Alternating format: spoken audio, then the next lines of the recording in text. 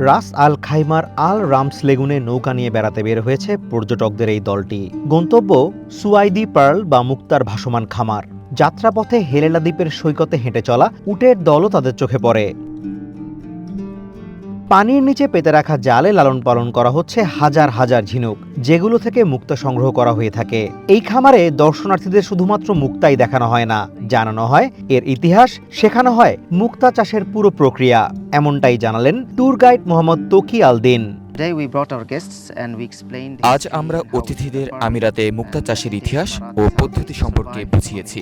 আমরা গ্রেড করা মুক্তাও দেখিয়েছি এবং ঝিনুকের ভেতর থেকে কিভাবে মুক্তা খুঁজে বের করতে হয় তাও দেখিয়েছি। 1 শতাব্দীরও বেশি সময় আগে পারস্য উপসাগরের নীল জলে 40 মিটার গভীরে ডুব দিয়ে মুক্তা সংগ্রহ করতেন মৎস্যজীবীরা। এটাই ছিল এই অঞ্চলের মানুষের প্রধান জীবিকা। কিন্তু 20 শতাব্দীর শুরুতে জাপানিদের আবিষ্কৃত কৃত্রিম মুক্তা চাষ পদ্ধতি এবং পরবর্তীতে তেলের মজুদ আবিষ্কার এই ঐতিহ্যকে হুমকির মুখে ফেলে। তকি আল দিন জানান, প্রাকৃতিক মুক্তা পাওয়া খুবই ভাগ্যের ব্যাপার। 100 ঝিনুকের মধ্যে একটিতে মুক্তা পাওয়া গেলেও যেতে পারে। সেই ক্ষেত্রে আধুনিক মুক্তা চাষে সাফল্যের হার অনেক বেশি।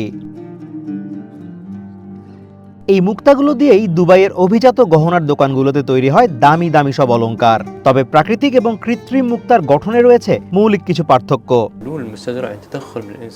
কালচার বা কৃত্রিম মুক্তার ক্ষেত্রে মানুষ ঝিনুকের মধ্যে উদ্দীপনা সৃষ্টি করে মুক্তা উৎপাদনে অনেকটা বাধ্য করে, আর প্রাকৃতিক মুক্তার ক্ষেত্রে বাইরের কোনো জীবাণু শরীরে প্রবেশ করলে ঝিনুক নিজের প্রতিরক্ষার অংশ হিসেবেই মুক্তা তৈরি করে নেয়।